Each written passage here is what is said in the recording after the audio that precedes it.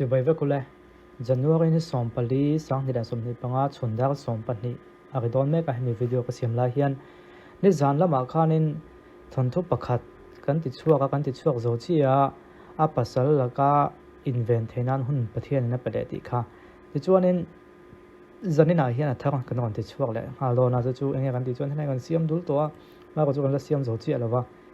hei ka kan ti chuak le to na zanina dariata han theng hin lo chuan dar bor vela o akal petu a hai ti nia a hmunom viwa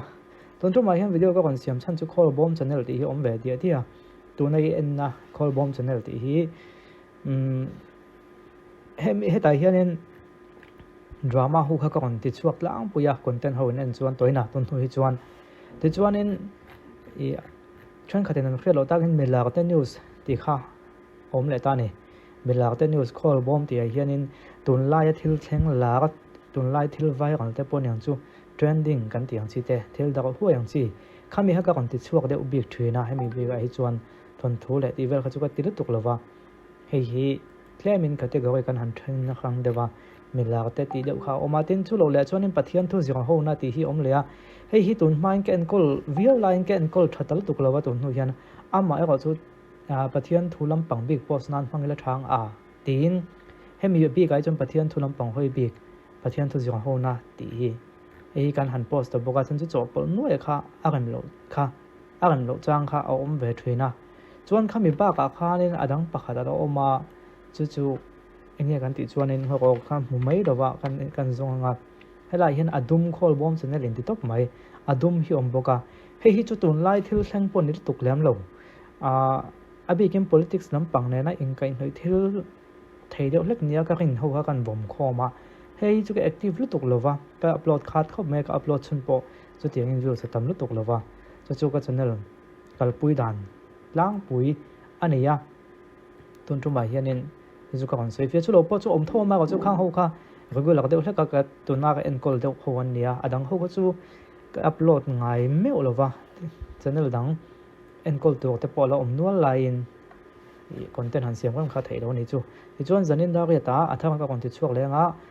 chun tum chu episode tle min thui ve hlek po tu ka ngai la episode ria ta kai theng mo episode ria kuwa paria thamo pakwa vela mo chu ni ve to tu ka ngai la hei hun tle min an thol chola de hleka thui kha kan han khoi de thei dewa channel member ni tang ten chung alom thu kan soya channel member kan ni khan kan khret tu ga chuanin in en zo khana dang en turum khal pop ne ravin en lai me ga he zo ve phoda ngai ne dang kan lo siam chung kan a han zo chia kha athang kan han upload le kha full in en thei ti na chawnia chu alo beka ka khata chun thon thu pakha chu thang chu kan da deu sein ka khia da lo chang kan nei zeu chon nei zeu ne nga chu wang chon channel member ni tang khanin ala hlo ka nei ti kha kan sei do ni a chan chu ka khata thon thu pakhat kan ti deu zia anga ne ya chu ka khata thon thu pakhat full kha chun en pop thei ni chu midang ho hi chu a in dot te khan an nga hangai ta ma se da se no in dot te chho zo phat lo chon a thang ha kan da vengot thei bi lo ga chan chu le lin nan khan hunanga i ve zel tho wang khan ti lai te ro kha chu min lo khriat sa ke ro angai ve bok ani chu ti chuan le kan han ti chho zelanga zanin da ret lo ha kula hemi channel ai don thil dang content dang po hi thlei thei lo ni he tiang lampang hi kan ti lak lowa ti kha ni chon mila ka news ti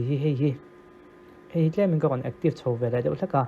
active rang twin na nia ma se kan han active chho la zual boka hemi bi ka hi lo khriat pol ola mila ka news call bomb ti hi ke ma tho nia tun lai thil thleng deuh bik lek kha kan han ta hen kan han bom khom deuh bik ani ti kha kan han trend frang ani chuan pathian thu zirang ho na ti bi ka kha chuan pathian thu lam kai noi call bomb ti min kha chu kan tak lang to lawa kan da bok ani ti kha a top khak nan kan sei non la ni chu chuan comment lampanga thon thu